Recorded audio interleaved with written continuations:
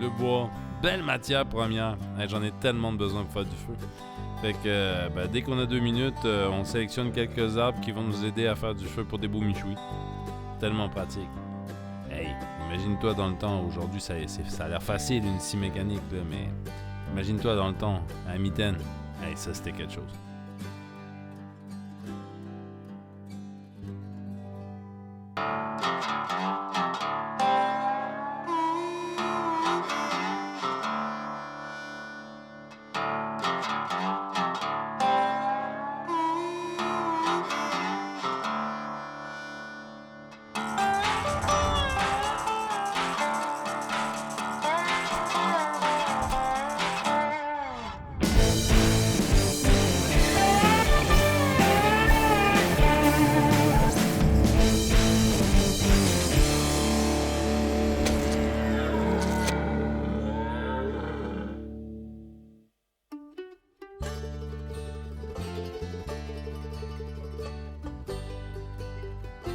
La vie dans le bois de même, à travailler la sueur de sa vie, hey, ça devait être quelque chose. Ça devait être quelque chose, cette épopée-là de bûcher la terre de même. Moi, je me demande vraiment, là, qu'est-ce qu'ils mangeaient? Tu sais, dans c'est quoi les conditions? Y avait-tu un peu de confort? Y avait-tu du plaisir, ces gars-là, à travailler autant que ça? Sans doute, sans doute. J'ai déjà entendu parler d'une madame qui avait écrit un livre là-dessus sur un petit peu comment ça se passe dans les camps de bûcherons. Là. On va la rencontrer, là. Elle a des belles anecdotes, je suis sûr, à nous raconter.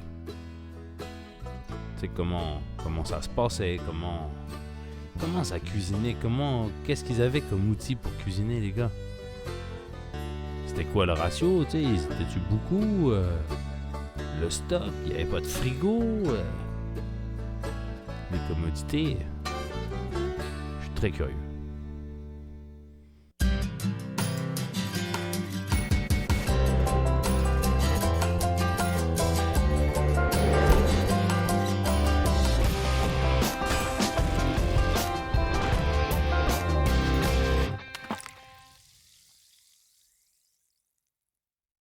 Raymond Beaudoin, auteur.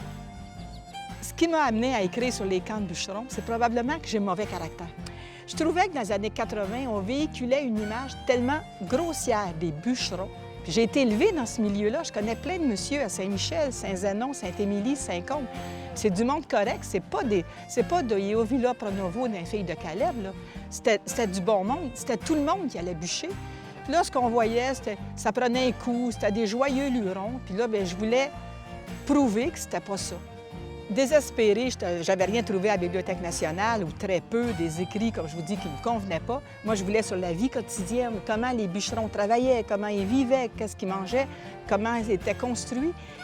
Et j'ai téléphoné à la Consolidated Paper à Shawinigan, et il dit, vous devriez téléphoner à un dénommé Beaudoin. S'il vit encore, ce monsieur-là, à Saint-Émile-d'Énergie, il dit, c'était un archive à lui tout seul. Bien, je dis, vous parlez de... Il a bûché une vingtaine d'années et plus pour la console. Bien, il y a juste mon père qui a bûché 20 ans pour la console. Je dis, vous parlez de mon père. Quoi, ta fille à Roger? Bien oui. Et ce que ça m'a amené, c'est que j'ai découvert mes parents. Mon père, c'était un archive, et ce que je savais pas, c'est que ma mère était un archive, elle aussi. La même chose a été vécue par des milliers de bûcherons dans d'autres chantiers. C'est quelqu'un qui a rencontré un ours, c'est arrivé partout dans un camp de bûcherons. Puis ce qui me touche, là, le plus, ma plus belle paye, c'est quand il y a un vieux dans la salle qui dit, c'est qui pleure, là. Il dit, Madame, c'est la première fois que ça ne me gêne pas d'être un bûcheron. Yes! Tout ce qui était de l'époque des papetières, des camps, et on parle de 30 000 hommes par année qui allaient bûcher, on n'avait presque plus rien. Il n'en restait pas de traces, très peu au niveau d'écriture, des miettes. Bien là, il y a tout un livre.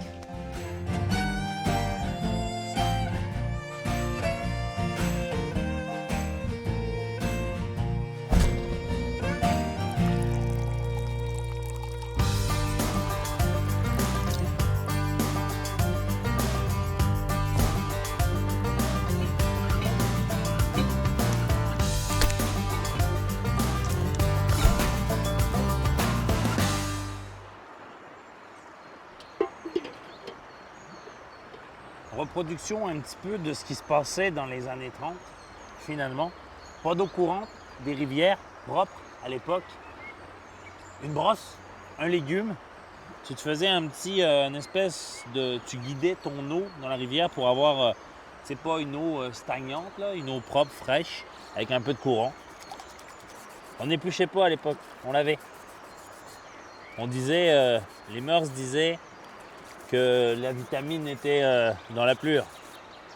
Souvent, en tout cas, ma grand-mère me disait ça.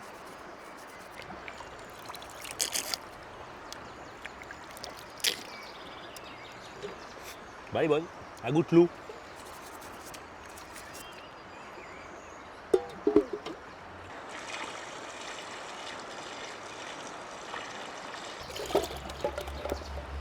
Merde, les carottes à la flotte.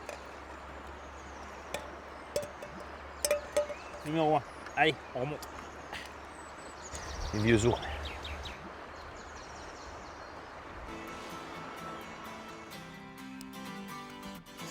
Bon, ben, un lapin, c'est comme un cochon ou un agneau. Donc, ben voilà. Il n'y a pas de cadeau à lui faire, malheureusement. Tu essaies d'équilibrer toujours, puis ben, c'est tout le temps le même principe. Hein. Faut que tu attaches ça quand même solide. Tu veux pas que ça se barre un coup à la cuisson. Tout le temps la partie la plus délicate et la plus longue.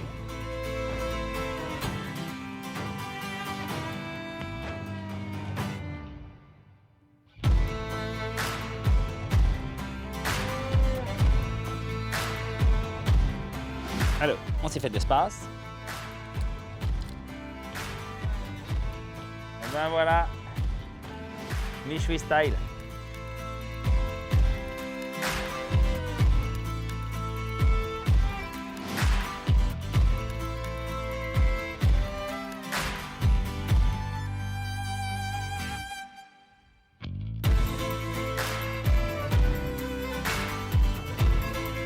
Bon. Alors, comme tu peux voir, ça fait quand même un petit bout de temps que le lapin est cuit. 1h45. Madame Baudouin est sur le bord d'arriver. Elle m'a promis une surprise. J'ai hâte de voir ça. Bonjour, Jack. Madame Baudouin. Je t'avais dit que j'allais revenir avec une surprise. Exact. Oui, tout à fait. Voici la surprise. J'ai apporté un vrai bûcheron. J'ai amené mon père. Monsieur Baudouin lui-même. Roger Baudouin lui-même. Comment exact. ça va? Je suis enchanté de vous rencontrer. Comme un jeune homme.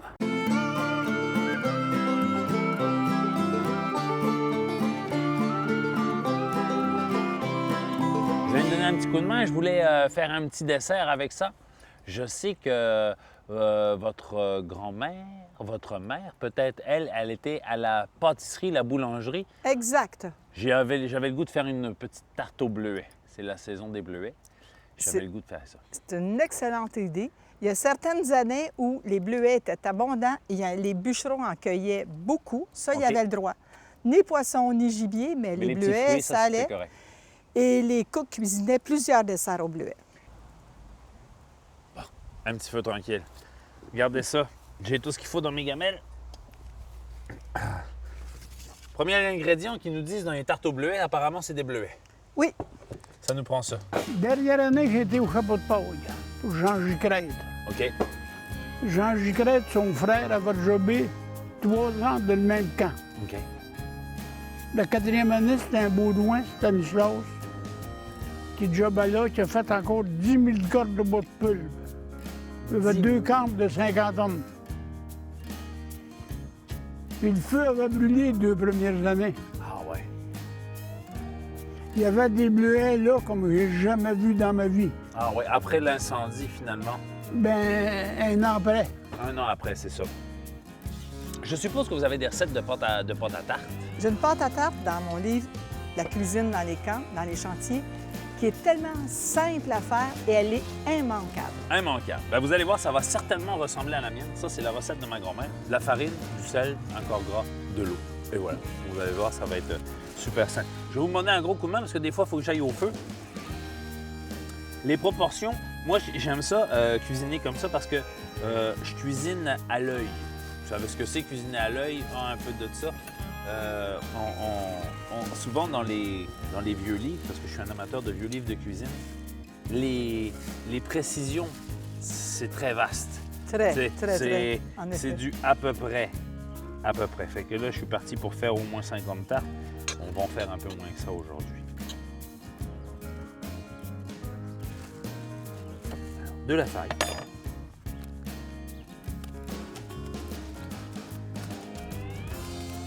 Un peu de sel.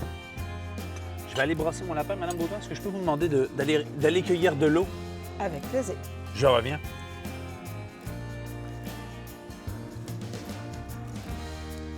Puis vous, Monsieur Roger, ça vous est-tu arrivé des fois quand vous étiez à même à bûcher de voir...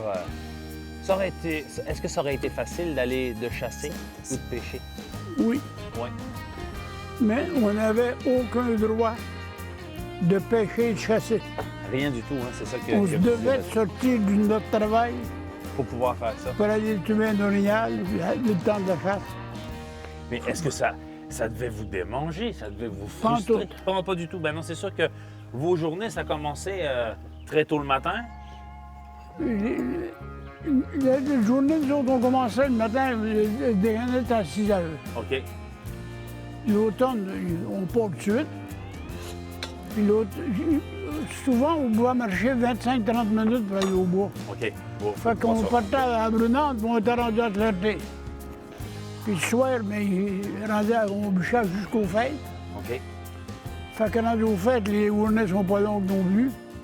Fait que à 4h, 4h15, on était rendu au camp, et on cherche de prix. Voyez-vous, tranquillement, de temps jason. Là, j'ai peut-être mis... on a peut-être... Il fait chaud, hein, pas mal. Le beurre est chaud. On va remettre un petit peu de farine. Ça va nous faire comme une pâte un peu plus sablée. Mais celle-là aussi, elle est impossible à manquer. Tout ce qu'il faut, en fait, c'est... peut-être en mettre un peu ou... Mais c'est comme la viande.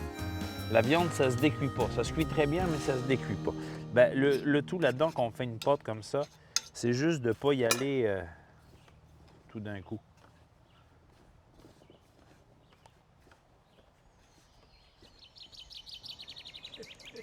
Madame Baudouin, il faut que j'aille virer mon petit lapin pour pas qu'il brûle. Est-ce que vous seriez capable de me faire... Je vois que vous avez un beau rouleau d'époque.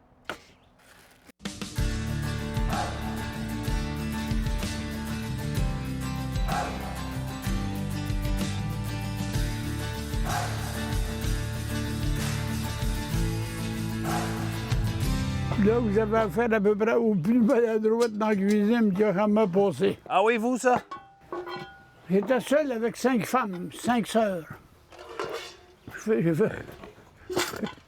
jamais fait à manger de ma vie. Ah non? Mais par exemple, vous occupiez qu'il y ait du bois de chauffage, j'en suis garanti. Couper du bois, ça. Oui, ça, c'était votre job, hein? Savez-vous comment je vais cuire ça? Parce que là, on n'a pas de four, mais on va faire une tarte. Ça va être... On va se faire un four. Voyez-vous, j'ai mis une petite rotte d'acier. Puis on va pouvoir déposer tout à l'heure, on va mettre notre tarte. On va déposer ça dessus directement comme ça. Puis on va entourer ça de braise. Puis ça va cuire. C'est sûr, c'est pas comme un four. Mais vous allez voir, ça marche. Mon prochain voyage de pêche, c'est certain que je sais votre méthode. Vous allez voir, moi j'aime beaucoup la fonte. C'est très fragile, mais c'est très robuste la fonte.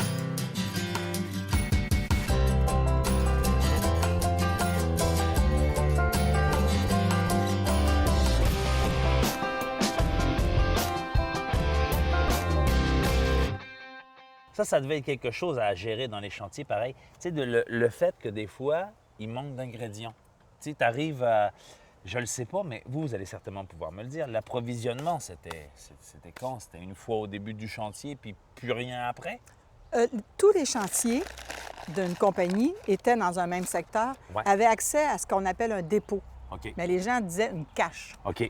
Et là, il y avait la farine, puis il était obligé, le jobber, de s'approvisionner. Ça appartenait à la compagnie. OK, il fallait qu'il s'approvisionne. Il n'y a que les chevaux que le jobber pouvait acheter où il voulait. OK. Mais pour ce qui est de l'alimentation, des outils, des vêtements, des produits d'hygiène corporelle, OK. Tout tout était au magasin, comme au fourni magasin. par la compagnie. Oui. Donc, quand on parle du chapeau de paille en Mauricie, c'était un gros dépôt chapeau de paille, OK. puis il y avait peut-être une trentaine de camps autour. Là. OK. Et souvent, le jobber, où il envoyait son showboy, allait une fois par semaine, ou selon ses besoins, au dépôt faire ses commissions. OK. Dans tiré par un cheval avec un Ouais, petit une sleigh, là, une petite sleigh, voiture. là. Ah, ouais.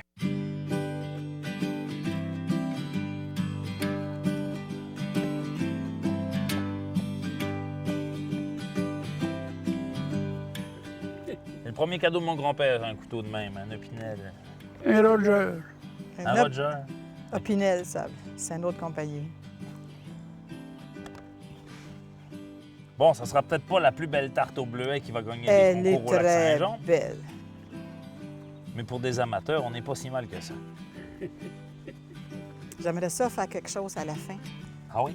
pour la bordure Ça va me faire que plaisir. tu dois connaître, que ma mère faisait tout le temps. Je vais couper le surplus.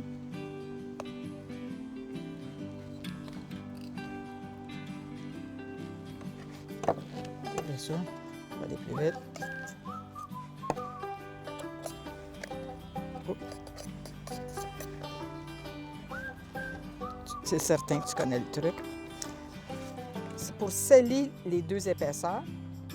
Comme ça, ça Uh-huh. renverse pas souvent. La petite déco. Ben, vous allez rire, oui, je connaissais le truc, mais je l'avais jamais vu faire. Il me semble que c'est obligé pour le bleuet. Ça dépend des tartes. Oui. Les tartes aux fruits, ça serait pas une tarte aux fruits si je fais pas ça. Très belle finition. Ah ouais, bravo, j'avais jamais vu la technique. Mais je l'avais vu, mais je ne l'imaginais pas comme ça. Je dirais que maintenant, moi, je triche, j'y vais au coupe-porte, puis tout d'un coup.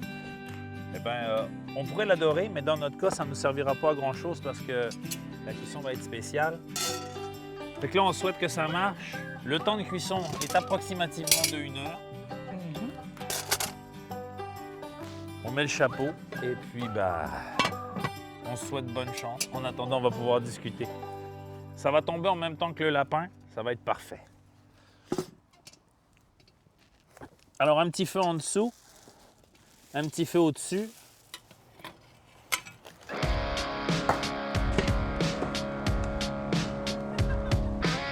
Rigole pas!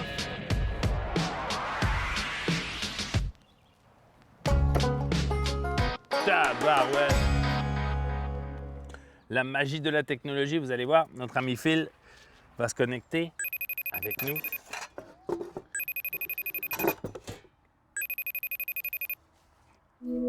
Bonjour Philippe, ça va bien?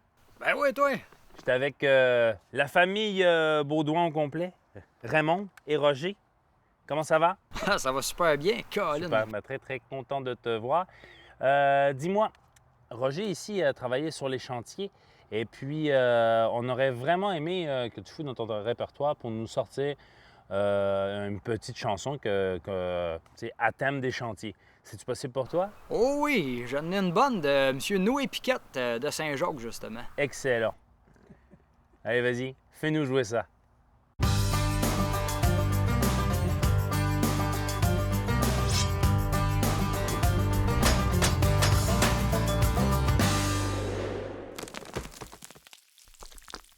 Quand on revient des chantiers, mes chers amis, tout le cœur gai, on s'en vient voir tous nos parents, mes chers amis, le cœur content. Envoyons de l'avant nos gens, puis envoyons de l'avant. On s'en vient voir tous nos parents, mes chers amis, le cœur content. Quand ils nous voient arriver, vont se mettre à rire et à chanter. Envoyons de l'avant nos gens, puis envoyons de l'avant. Quand ils nous voient arriver, vont se mettre à rire et à chanter. Dimanche au soir à la veillée, nous irons voir nos compagnies. Envoyons de l'avant nos gens, puis envoyons de l'avant. Dimanche au soir à la veillée, nous irons voir nos compagnies. Ils vont nous dire, mais en rentrant, v'là mon a mangé le cœur content. Envoyons de l'avant nos gens, puis envoyons de l'avant. Ils vont nous dire, mais en rentrant, v'là mon a mangé le cœur content. Et au milieu de la veillée, vont nous parler de le cavalier. Envoyons de l'avant nos gens, puis envoyons de l'avant. Et au milieu de la veillée, vont nous parler de le cavalier. Ils vont nous dire, mais en partant, tu fréquentes des amants. Envoyons de l'avant nos gens, puis envoyons de l'avant. Ils vont nous dire, mais en partant, tu fréquentes des amants. Qui a composé cette chanson? Petit Claude Blanchette, c'est un joli garçon.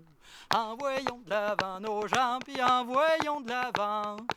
Envoyons de l'avant nos gens, puis envoyons de l'avant. Bravo. Excusez-la. Merci, Phil. OK. Bon. Notre lapin est vraiment chouette. Il a l'air d'avoir envie de sortir de là. Moi, être à sa place, je voudrais sortir aussi.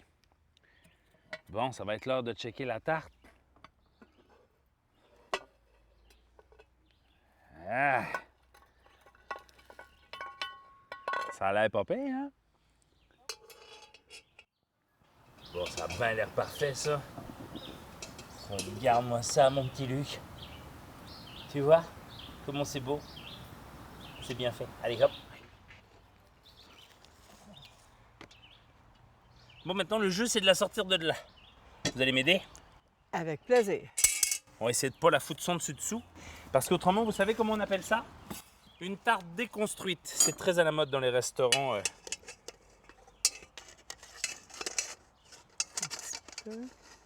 Je vais mettre ma fourchette de l'autre côté.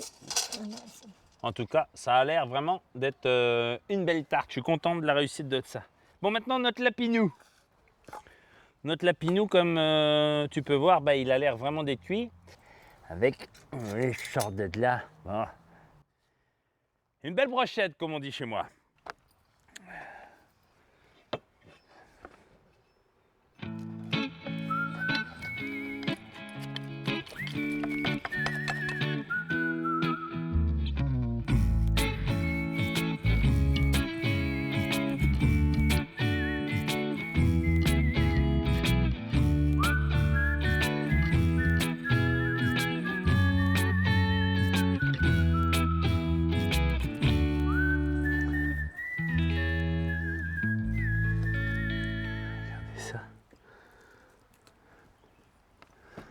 Ça va être parfait. Ça, on va envoyer ça là.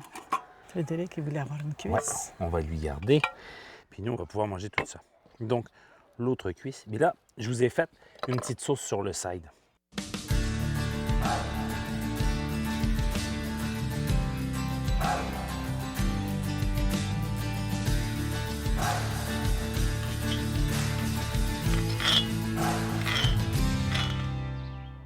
Et voilà. Voilà, chef. J'ai travaillé fort sur ce coup-là. Aimez-vous le petit goût du beurre au romarin qui va avec ça? Tout est bon, Tout est bon? ça nous fond dans la bouche. Bon, c'est pas merveilleux. Puis vous nous en avez fait des vraies galettes de chantier. Oui. Ça. Moi, j'ai très hâte de goûter à ça. En plus de faire une galette, c'est-à-dire une tarte par jour par homme, ma mère cuisinait des galettes à l'avoine, à la mélasse et des galettes de chantier. Des vraies galettes de chantier que les hommes pouvaient manger matin, midi, soir. Un petit peu comme Ils une apportaient- collation, en fait. Comme dessert, oui, OK. après. Ils apportaient ça dans leur lunch pour le midi. Mhm. Sauf que ça, ils en donnaient aussi aux chevaux. Et ça, Parce que les c'était la cooks loi. trouvaient ça moins drôle de cuisiner pour les chevaux. Parce que la plupart du temps, s'ils coupaient, s'ils travaillaient ce qu'on appelle à la mitaine, ils travaillaient seuls en forêt. OK. Pas de cheval, quand le bois était beau. Mais quand le bois était plus difficile d'accès, un peu plus loin, plus rare à trouver, les gars travaillaient en équipe de 2 ou 3 à 3. Un qui charriait, puis les autres qui sortaient de Il y avait là. le bûcheux en montagne, l'autre le sieur à la garde et le charroyeur, le charretier entre les deux, avec un cheval. Mais avec un bien bon cheval. Mon père a déjà travaillé à 2. Le bûcheux et le sieur. Puis le cheval charriait seul, charroyait seul. Ah ouais. Sauf qu'il l'attendait. Viens-t'en, petit noir. Viens-t'en, mon prince. Avec des galettes. Ben ouais, ça Le permettait de sauver un homme. Ben ouais, je comprends. Puis la fin justifie les moyens aussi. Bon, je crois que... Bon, on se lance? J'ai hâte de voir ça. Mais moi, j'ai surtout Vous, hâte d'y goûter. c'est quoi la proportion, vu que dans le temps, c'était quoi, une tarte à un homme? La moitié, ça fait-tu ou un peu moins? Là, moi, c'est pas ça pour des morceaux. Pour pas qu'un gars passe pour trop cochon. OK, Le c'est bon. salaud. Tu ferais 8 parties avec ça. 8 parties, oui, c'est un beau chiffre. Pour un gars de chantier. Oui, oui. Mais ça, c'est merveilleux que tu as fait là.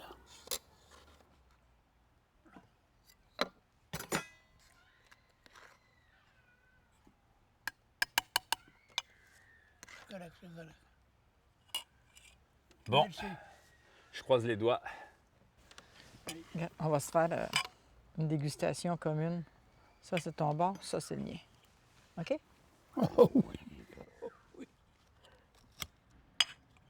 En tout cas, on voit que notre côte est bien croustillante sur le dessus, c'est que ça n'a pas été trop humecté.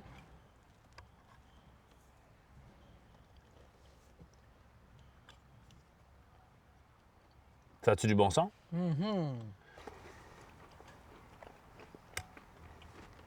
Et c'est gênant de manger ça.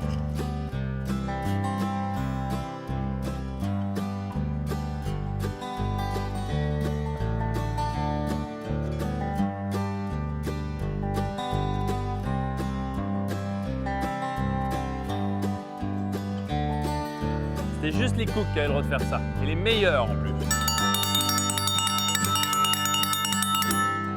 À table tout le monde, c'est l'heure de manger!